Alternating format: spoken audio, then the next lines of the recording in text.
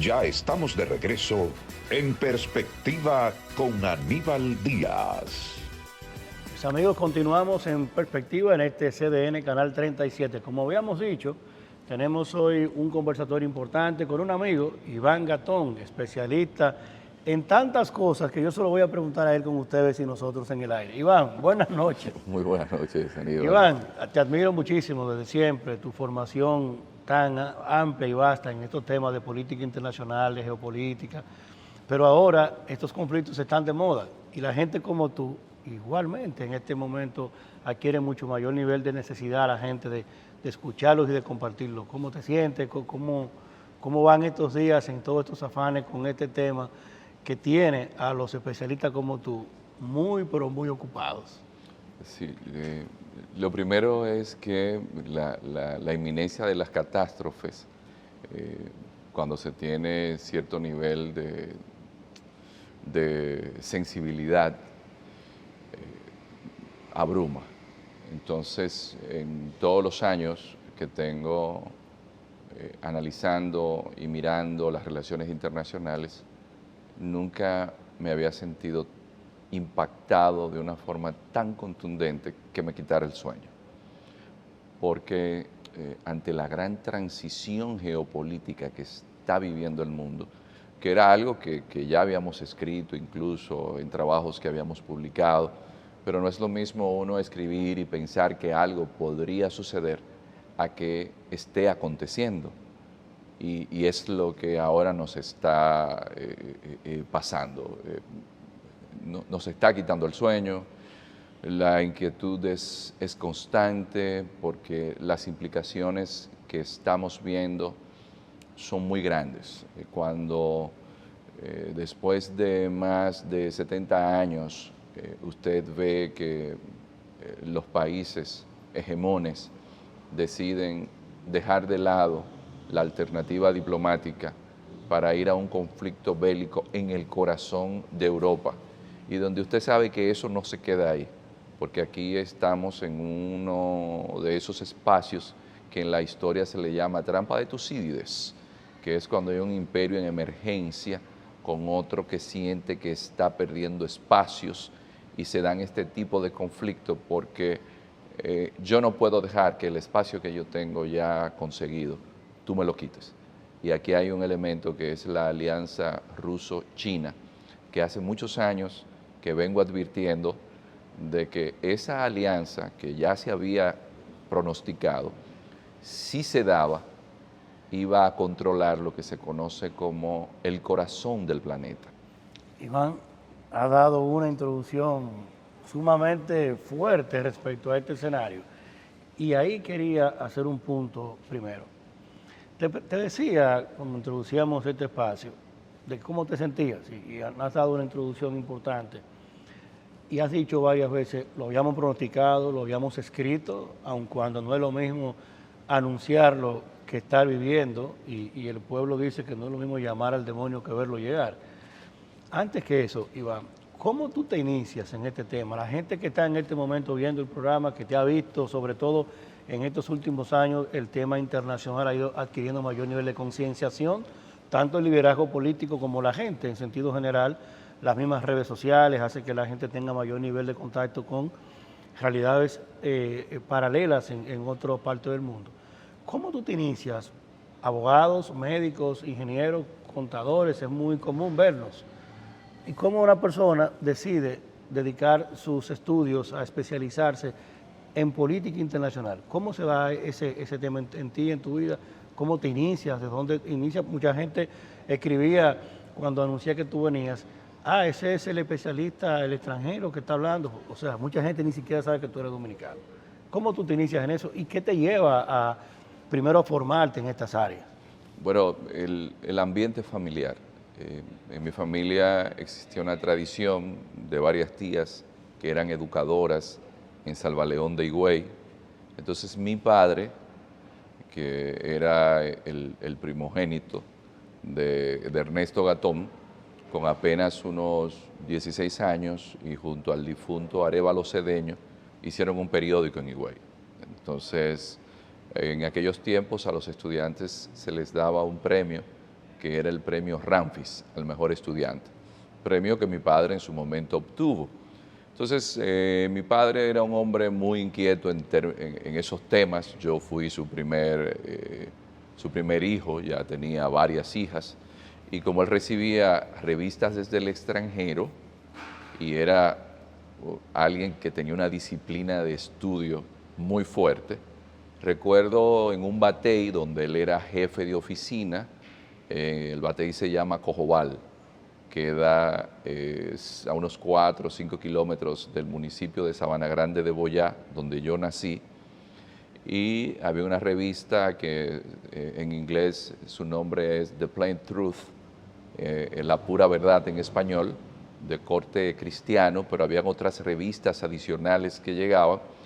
Y yo recuerdo que cuando yo nací en el año 73, y recuerdo que teniendo algunos 6, 7 años, esa revista me llamaba mucho la atención y yo comenzaba a leer. Y ahí vi por primera vez al Shah Mohammad Reza Pahlavi, que era el Shah de Irán. Y recuerdo cuando se hicieron los acuerdos entre Anwar al-Sadat y Menachem Ben Gurion, que llegó la foto en la portada. Entonces mi papá tenía unos horarios de lecturas, entonces yo me acercaba y veía esas fotos y le preguntaba. Entonces todavía conservo un cuaderno donde se iniciaron mis clases de geografía, donde yo tenía la oportunidad de conseguir un empleo para poder pagar la universidad, era en La Romana. Pues llego y trabajo en una empresa de Zona Franca. Entonces, con la empresa de Zona Franca se presenta un problema porque me inscribo en una universidad que era la Federico Enríquez y Carvajal, a estudiar Derecho. Pero nunca podía salir a la hora que comenzaban las clases, porque había que trabajar horas extras obligatoriamente. Eso fue la primera semana. Entonces yo dije, bueno, yo no salí del campo para trabajar en una zona franca.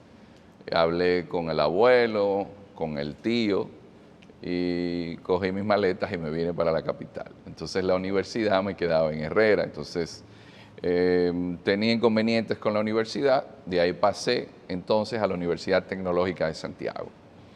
Y en la Universidad Tecnológica de Santiago hago la carrera de Derecho. Pero en mi pueblo teníamos una asociación de estudiantes universitarios que la mayoría estudiaban en la UAS. Entonces yo hacía vida de la asociación de estudiantes de mi pueblo. Estudiando en UTESA. Estudiando en UTESA, pero la hacía en la UAS. Entonces iba a los cineforum de la UAS, estaba vinculado de una manera u otra con los muchachos de mi pueblo, porque la mayoría veníamos aquí y a veces no teníamos ni siquiera el pasaje para ir al pueblo. No era tanto mi caso, pero yo tenía compañeros que se le pasaban varios meses sin poder ir al pueblo, cuando el pasaje era 2 pesos, de aquí allá a mi pueblo.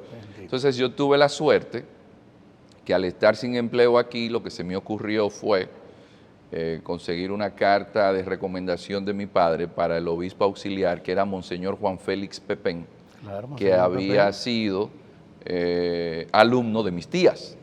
Y como yo fui monaguillo, Monseñor me tenía mucha estima cuando iba a mi pueblo. Pero yo la carta a Monseñor no se la entregué. A ver, entonces. No se la entregué porque la carta que mi padre le envió a Monseñor, habían unos términos que estaban hasta en latín, y le hacía unas referencias sobre mí a Monseñor, que yo dije, no, por esta carta yo no se la puedo dejar a Monseñor, porque si se la doy, él no me la devuelve.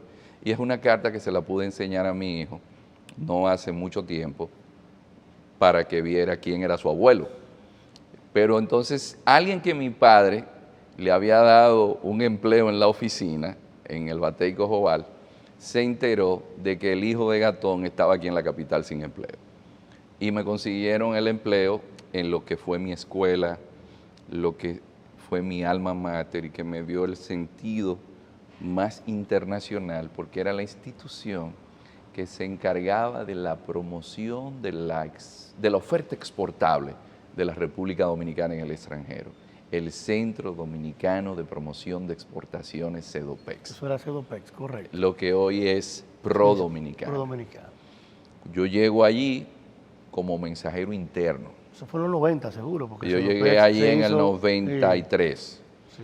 Yo comienzo en el 93 en CEDOPEX, pero en CEDOPEX se hacían evaluaciones. Entonces yo era el mensajero que hacía la síntesis del francés, porque yo en el campo yo había comenzado a estudiar francés. Yo era el mensajero que le hacía la síntesis en archivo y correspondencia de las correspondencias que llegaban en inglés, porque había que leerlo todo y hablar del asunto. Pero también era el mensajero que llegaba temprano en la mañana y la síntesis periodística que se le hacía al director de la institución, yo me involucraba con la misma. Yo ayudaba porque el muchacho que la hacía era el hijo de un coronel y él siempre llegaba tarde.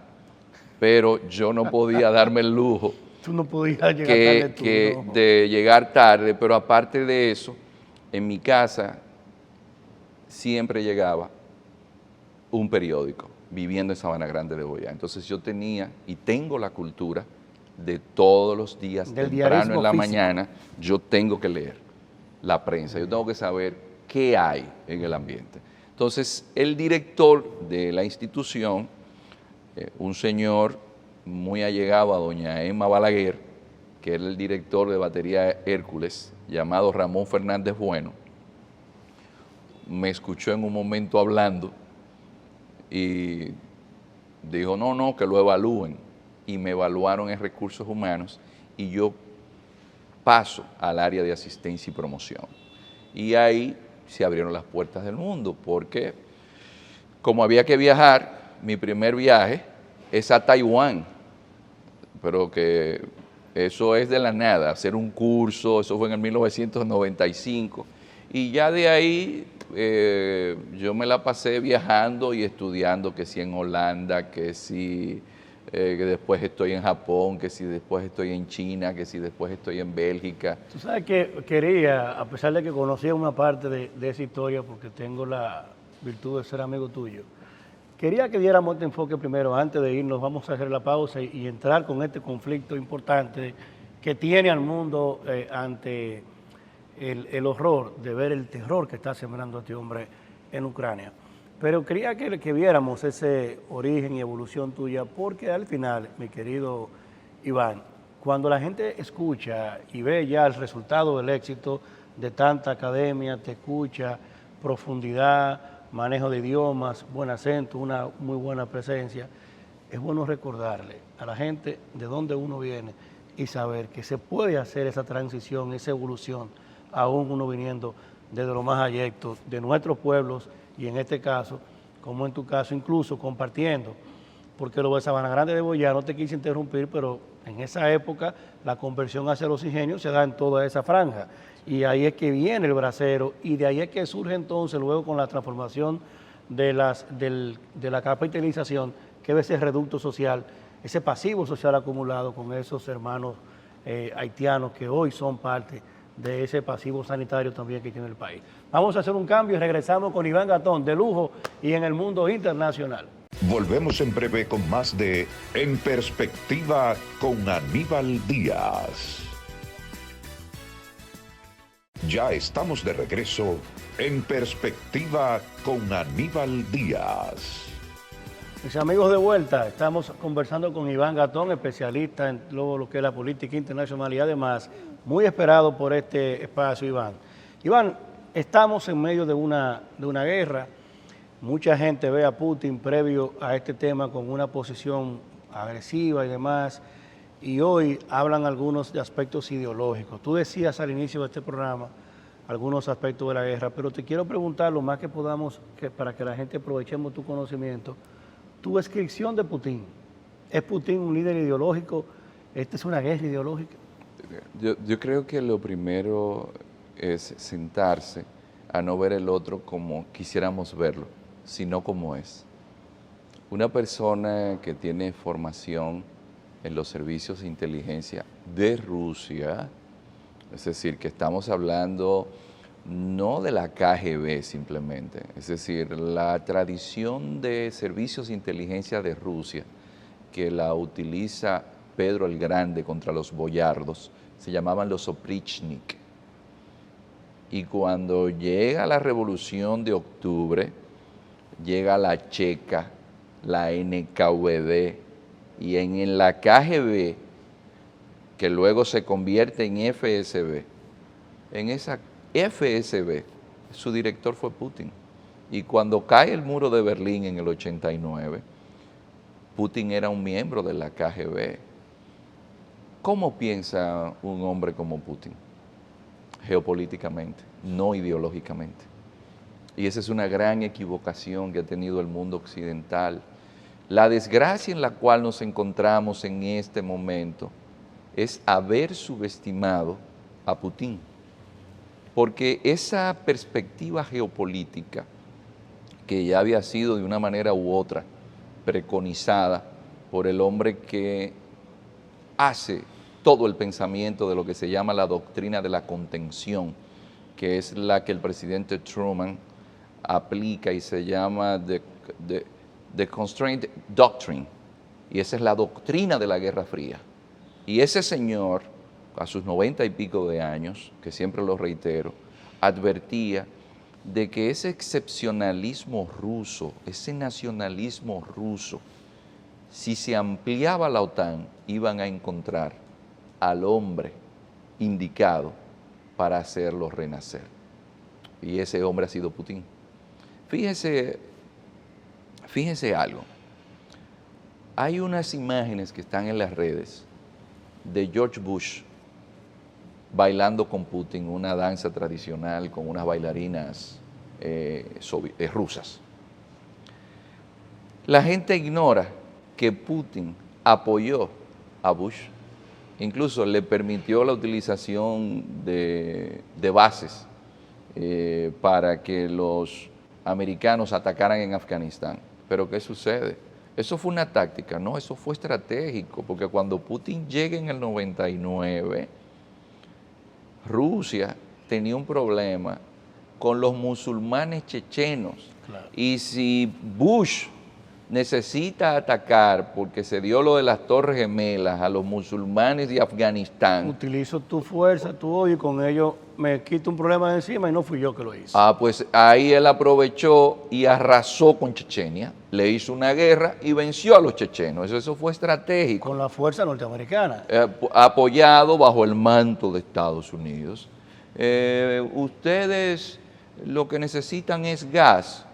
Pero yo me hice amigo del canciller alemán, del partido que está en Alemania ahora, que es el Partido Socialdemócrata, Gerhard Schröder.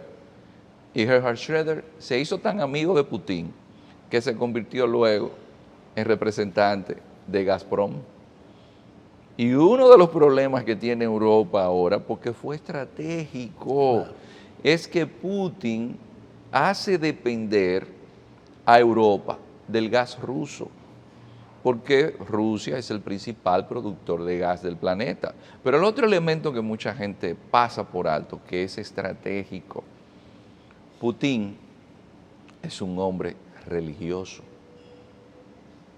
Putin es un hombre ortodoxo, con una relación con el patriarca Kirill, que el patriarca Kirill incluso es el que le envía las verduras con las cuales él se alimenta de un huerto que tiene.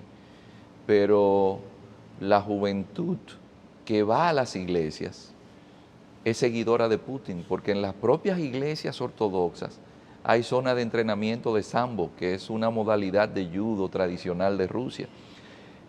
Cuando Putin llega, las esperanzas de vida de un ruso se habían reducido a 10 años. Putin cambia todo eso, porque él cambió todo lo que era el aspecto económico ruso. Me explico. Rusia es un país de 17 millones de kilómetros cuadrados y nunca pudo ser un país industrializado como lo fue algún país de Occidente. Y Putin dijo, no, pero vamos a cambiar esto. Nosotros tenemos la mayor cantidad de materias primas del mundo. Vamos entonces a hacernos fuertes vendiendo materias primas. Rusia es el segundo mayor productor de petróleo del planeta. Por eso el petróleo está ahora en $110 el barril. Cuando todos los países de Europa, los gobiernos lo calcularon de 65 a 70 y el de nosotros lo calculó a $62.70. Pero Rusia también es el mayor productor de trigo del planeta, es decir, que eso tiene que ver con las pastas, con el pan. Claro. Y él comenzó estratégicamente a venderle a todo el mundo. Hasta que con esas ventas, con esas empresas nacionalizadas, aumentaron la clase media rusa 50 millones de personas. ¿Por qué creen ustedes que hay tantos rusos viajando por el mundo? Antes los rusos no viajaban. Los rusos, Putin, su aceptación entre los rusos va entre un 65 a un 85%. Entonces, ¿qué demuestra un hombre como Putin? Que no confunde la táctica con la estrategia.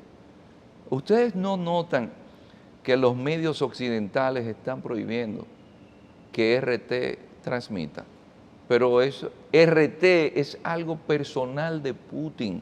Putin se dio cuenta que necesitaba un CNN. ¿Y qué es RT? El CNN de Putin. Y tienen unos documentales de primera. Sí, pero claro, y unas redes muy activas, con un contenido que pareciera occidental, comunica en el lenguaje occidental, ¿es correcto? Pero también tienen un RT para el mundo árabe. Pero eso fue un diseño ¿de quién? De una élite gobernante que viene ¿de dónde? De los servicios de inteligencia. Por eso cuando vemos que dicen, no, él se equivocó porque él no pensó que los ucranianos le iban a responder de la forma que lo han hecho. Señores, pero a pesar de todo, el 80% de la población de Ucrania es rusófona. Hasta Zelensky aprendió a hablar ucraniano en estos días, porque Ucrania es un país que está dividido en dos grupos, uno que es más rusófilo y otro que es rusófobo, que es el que está más hacia Europa, que tenían incidencia ¿de quién? Del Imperio Austrohúngaro. Entonces, ese país que estaba dividido ya porque tenía una guerra civil, porque cuando sale del poder Viktor Yanukovych, que no se ponen de acuerdo el lado de Poroshenko y de Timochenko, de Yulia, lo que hace esa élite política es que divide el país. Y la zona del Donbass, que era la zona de la industria pesada de lo que fue la antigua Unión de Repúblicas Socialistas Soviéticas, ahí es donde se hacían los aviones Antonov. Esa es la industria pesada y esa zona es rusa. Entonces, Putin le conviene hacer un genocidio que en cierta forma existe, porque está bombardeando, pero teniendo la superioridad de armas. Sin duda se percibe que él no ha querido hacer un exterminio, pues lo hubiera hecho.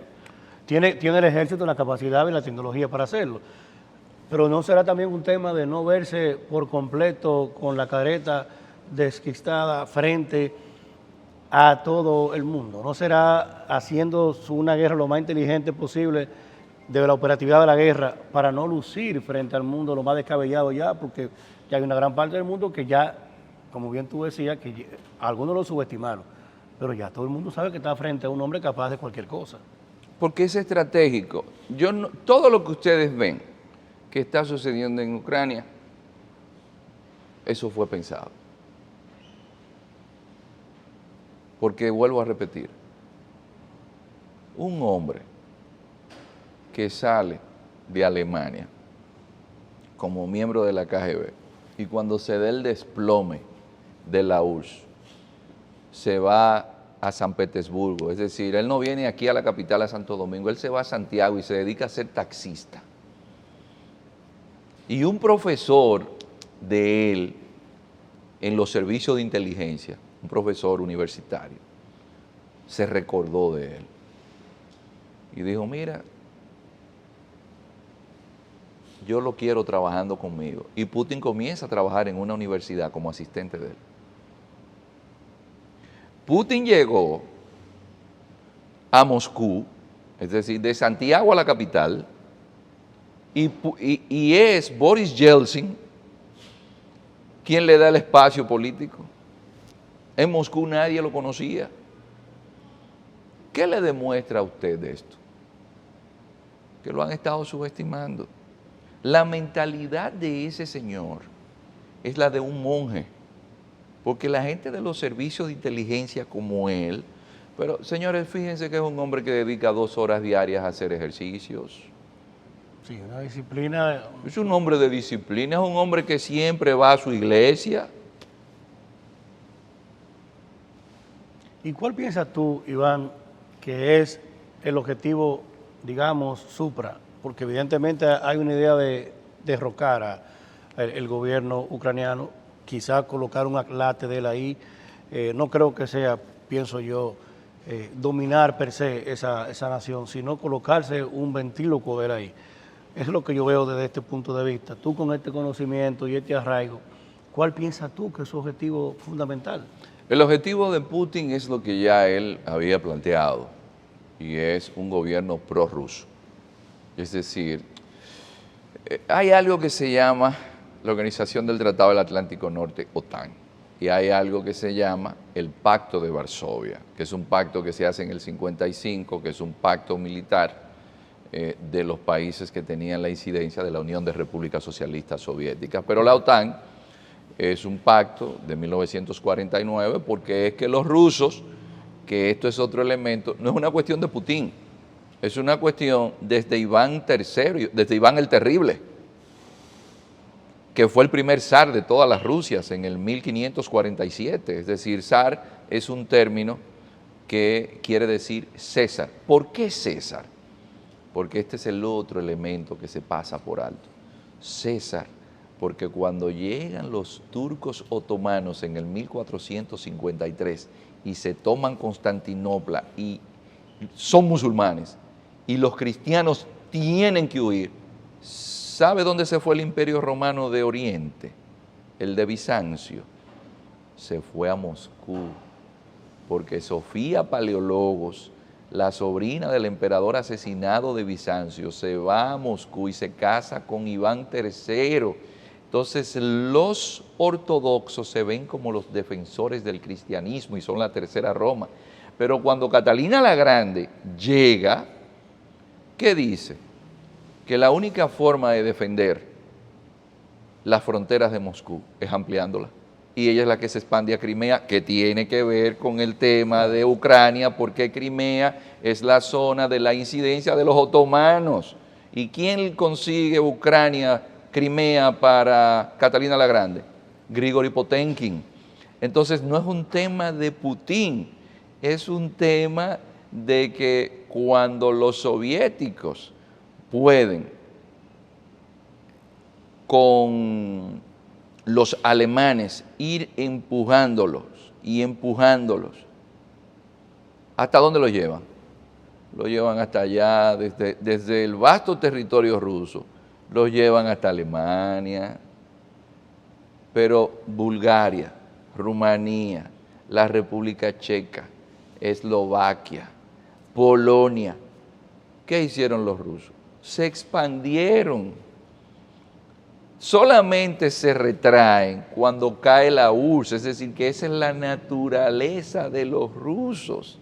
Por eso, con estos dos pactos, cuando Putin ve que la promesa que se le hizo a Gorbachev y a Yeltsin de que no se iba a ampliar la OTAN, tengo que volver a decirlo, esa es la perspectiva de él. Si de todos los países miembros del Pacto de Varsovia, Aníbal, el único que no pertenece a la OTAN es Rusia, ¿qué va a pensar un hombre que viene de los servicios de inteligencia? Si yo no estoy en la mesa es porque soy parte del menú. Entonces, si Ucrania, que me queda ahí al lado, que es donde nace Rusia, Sí, claro. la primera Rus es la Rus de Kiev.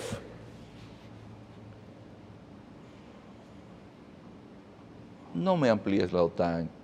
Entonces, nosotros diríamos, pero Es el decir, derecho internacional... Es decir, que pudiera entenderse que en tu visión él tiene un leitmotiv razonado. No, O sea, tú le das razón de causa, porque el sentido de la expansión de la OTAN, además, cuando uno se va más atrás, Polonia, por ejemplo, que quiera Dios no surja en el conflicto, ya tú no dirás qué piensas, no surja en el conflicto un ataque a uno de estos países, porque se supone que si hubiese el ataque a uno de estos países, tiene que activarse el código de la OTAN. El capítulo 5 de la Carta de la OTAN. Y yo no quisiera ver algo Sí. semejante, entonces, que por eso te pregunto, óyeme, el objetivo, bien, tú dirás, bueno, que no se amplíe la OTAN, pero tú no atacas para eso, porque con el haber mostrado los músculos como lo mostró antes con el decreto de autonomía, ya había logrado que todo el mundo se pusiera en atención hacia él. Pero ya el ataque, ya tú tienes, esta semana hubo bombardeo a edificios civiles. O sea, ya tú tienes una guerra que ya se va un poco más allá de los elementos militares. Entonces, ¿cuál sería la bandera con la que pudiera él retirarse en un pacto que pudiera haber allí? Si tú crees que puede haber un pacto, ¿con qué bandera él se puede regresar? Yo no estoy de acuerdo con la visión de Putin, pero mirándolo como alguien que viene de los servicios de inteligencia y lo primero que se hace en el ámbito militar es estudiar al adversario. Entonces, a partir del estudio de Putin, uno puede decir, ¿qué es lo que él quiere? Un gobierno títere. Él no quiere una amenaza en Ucrania de nadie. Entonces, coincidimos, Y por eso está en Kiev. en el atlante que quiere ahí. Sí, él va a llegar y ese país se va a sumergir en pobreza, porque no hay forma de que se levante, por ahora. Ahora, el que esté ahí tendrá que responder a él. Ahora, él venía diciéndolo, porque ahí estaban los acuerdos de Minsk de 2014, porque es que cuando Zelensky llega, incluso hasta prohibieron hablar en ruso, porque habían elementos en verdad que estaban buscando a rusófilos y matándolos. Venía creciendo el tema, sobre todo en esas regiones de visión autónoma, venía creciendo la idea.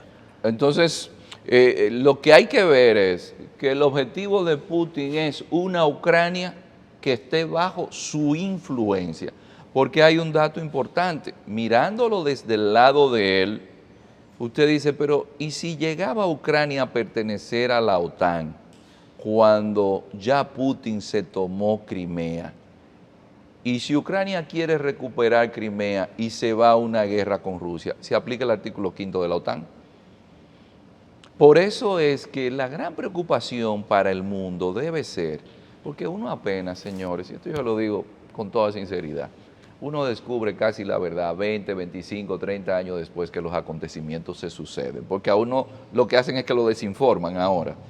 Si estamos en guerra, es porque ellos no se pudieron poner de acuerdo. ¿Y qué quiere decir que los rusos y los americanos no se hayan podido poner de acuerdo cuando todo el mundo sabe que el mundo es como un tablero de ajedrez donde hay peones y son los reyes quienes determinan quién se queda o no? Que estamos ante una gran transición geopolítica. ¿Qué quiere decir que China diga, yo no estoy de acuerdo con las sanciones? Que las sanciones económicas que le están poniendo a Rusia, ese gas se va para China. Es decir, los chinos le van a dar el oxígeno económico que necesita Putin. Entonces, lo que tenemos que ver es... Y subsiste él, a pesar del gas y de ese oxígeno, sin poder tener la bancarización de su economía. Porque con el bloqueo de su bancarización, ¿qué puedes hacer? Con un mundo que también, y te lo digo más que una pregunta, es un diagnóstico real, con una parte importante de la población rusa, clase media, que también se ha acostumbrado a vivir como americano. Sí, pero Rusia ya estaba trabajando en una desdolarización de su economía. El intercambio comercial entre China y Rusia se estaba haciendo en yuan o renminbi o en rublo. Es decir, que esto es algo que también ya de una manera u otra se veía venir, porque el multipolarismo iba a traer ese problema. Entonces, evidentemente que esa clase media y esa clase alta rusa va a sufrir, pero difícilmente usted tenga disidencia. ¿Por qué? Porque la tradición rusa... Es una dictadura. Por eso. ¿Y qué disidencia puede haber en ¿Y una quién dictadura? en una sociedad militarizada como esa? Porque esto es otro tema que hay que verlo, y yo lo lamento porque nosotros tenemos otros antecedentes históricos. Es más, hay un reporte de los servicios de inteligencia de Estados Unidos que dice que uno de los problemas de Rusia es que la gente vive anclada en su historia. Pero en Rusia los niños de 8 y 9 años y 10 años los tienen en una especie de Boy Scouts, que es insuflándole nacionalismo. Y yo quiero que ustedes vean cómo ellos recuerdan esa Segunda Guerra Mundial. Y ellos tienen un Disney World, pero no el Disney World que está en la Florida, no. Es un Disney World de armas, de cómo Rusia ha ido evolucionando.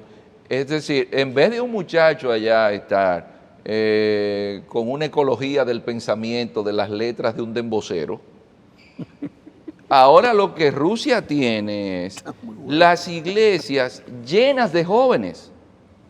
Increíblemente, porque es que uno tiene que analizarlo desde el otro lado. Yo no estoy justificando. No. Yo no estoy justificando. Es un diagnóstico que tiene que describir objetivamente lo que estamos viendo. Allá habían unas muchachas, unas artistas muy famosas que llegaron a Occidente y se pusieron a jugar con las imágenes ortodoxas. Son unas muchachas que se le llamaban la Pussy Riot y cayeron presas. Pero aquí hay alguien que ofende al padre de la patria, siendo un artista famoso, y eso la gente se lo tomó a chiste. En Rusia eso usted no lo puede ni pensar. No, y mira, Iván, con este comportamiento occidental hacia los derechos y demás de ciudadanía, hacia sexo, liberalidad de religión, Putin ha decretado constantemente de que no hay espacio en la Rusia de Putin para ese tipo de temas. Pero no lo dice por un tema de dictadura. No. Es que la esencia del alma rusa es ortodoxa. Y en los valores ortodoxos eso no cabe. Entonces, es que en esa sociedad, porque usted tiene que verlos a ellos cómo ellos se sienten. Claro. Entonces, el error está en usted ver a los rusos y a los chinos como usted nos ve a nosotros.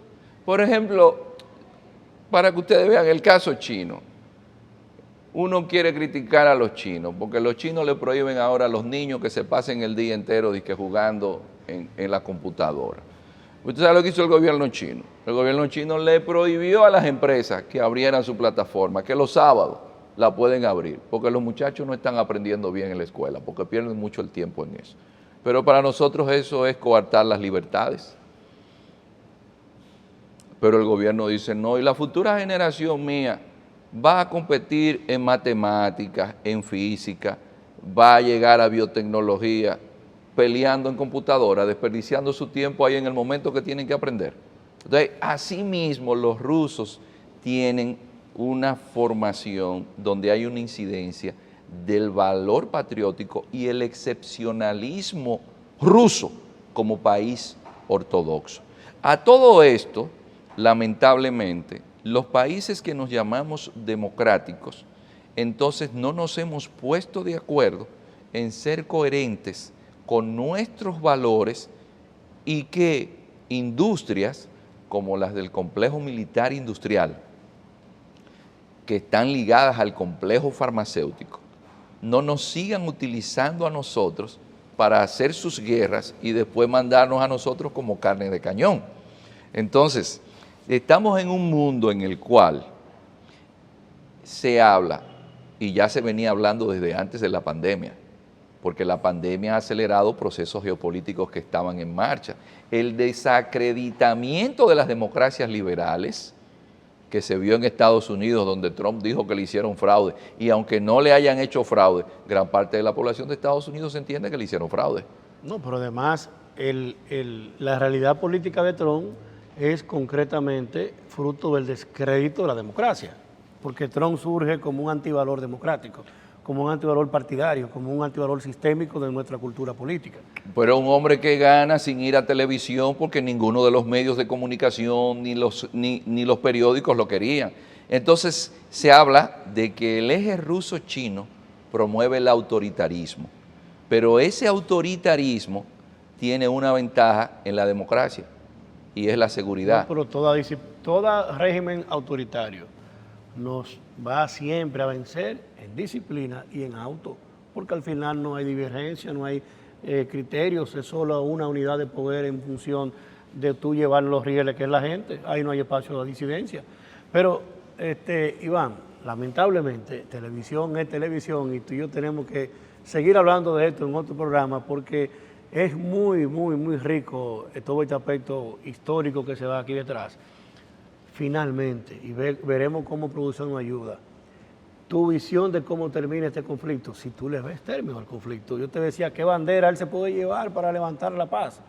¿Qué puede haber aquí? Y como bien tú has dicho, quizá 20, 30 años después es que se sabe toda la verdad o la real verdad. ¿Cómo tú piensas que va a finalizar este evento? Si crees que va a finalizar. Bueno, no hay forma de que se pueda ver que pueda terminar rápido, porque un país de 600.000 kilómetros cuadrados no es fácil de usted dominarlo. Además, el ejército ucraniano era un ejército bien preparado. Además, tiene 40 millones de personas y hay suficiente moral para que la gente quiera resistir. Ahora, el efecto en el largo plazo es que mientras esto ocurre, todos los commodities como el trigo, el maíz, hasta los fertilizantes, porque Rusia es uno de los mayores productores de fertilizantes del planeta, van a aumentar. Pero cuando ustedes vean que sigan aumentando los precios del gas y del petróleo, prepárense para una recesión. Pero hablar de recesión cuando ya la pandemia nos dio una recesión y la crisis de los contenedores también nos incrementó la inflación. Correcto. Entonces, el panorama que nosotros tenemos ahora mismo es muy complejo. Yo no veo en este momento una luz a final del túnel. Tú no ves un chapulín en este evento. No, yo no. En este momento, simplemente lo que ha sucedido es suficiente como para que toda la élite política de un país se ponga de acuerdo y los sectores de las iglesias, los sectores de las distintas comunidades que hacen vida activa en cualquier municipio, comiencen a hacerle conciencia a la gente de que el mundo que vivieron no es el mundo que van a seguir viviendo. Van a ser tiempos de más constreñimiento, de más incertidumbre. Ese mundo que nosotros teníamos de cierta bonanza, ese mundo ya viene en recesión. Si ya la epidemia trajo al mundo una recesión y no hemos salido de ella, Aníbal, ¿qué significa, por ejemplo, para un gobierno que el barril de petróleo se quede en $105 cuando lo calculó a 70? En España, la principal noticia todos los días es cómo va a estar el costo de la energía. Y eso es España, que envía turistas aquí y es un país de estado social bienestar. ¿Y qué usted le deja a Brasil? ¿Qué usted le deja a El Salvador? Y cuando se habla de que se están cerrando cielos, porque uno escucha que se le cerró el cielo a los rusos en Europa, pero cuando uno va para el Asia, es por Rusia que hay que cruzar. Cuando Rusia cierra su cielo, un país de ese tamaño, pero también está perjudicando. Entonces, un asunto, Aníbal, es que ese proceso que se conoció de interdependencia, que se llama globalización, se rompe ahora con las sanciones, se rompe ahora con las guerras. Volvemos a los bloques. ¿Y qué iniciamos Volvemos ahora? a los bloques. Iniciamos una nueva etapa, una nueva andadura de esta especie que siempre ha sido del lobo para el hombre, que somos los seres humanos. Iván, la verdad es que televisión nos obliga a tener que dejar hasta aquí este interesantísimo análisis conversatorio contigo. Vamos a coordinar para que podamos seguir viendo todo esto. Yo creo que hay una parte, y una vez conversé contigo, no sé si lo recuerdas, sobre el tema de la fe la religión y la concepción del mundo. Yo creo que lo más importante en este momento es mandar a orar a la gente, Iván, porque esto desde la lógica humana, desde ese estudio y ese silogismo entre historia, razonamiento y la contundencia de las ideas, lo único que nos puede dar un espacio de entender que puede haber algo distinto es la fe. Esa fe es lo único que nos puede mostrar una bocanada distinta. Así es que vamos a pedirle al mundo mucha oración, un espíritu constricto, porque lo que estamos viviendo son tiempos bastante complejos. Y con Iván nos despedimos por hoy, porque la verdad que ha sido un programa sumamente corrido, pero es que no era para menos. Aquí hay un hombre que tiene la información y que venía diciendo, porque la verdad que tú has sido, ya tienes unos años hablando de este tema, de esa geopolítica, de esos bloques, y por eso se me hacía más fácil conversar contigo, porque sé que tú lo piensas y lo crees, y al final estamos frente a un mundo que debuta en una nueva realidad que veremos hasta dónde nos lleva. Continuamos en perspectiva la próxima semana. Gracias y continúen con CDN, el canal de noticias de los dominicanos.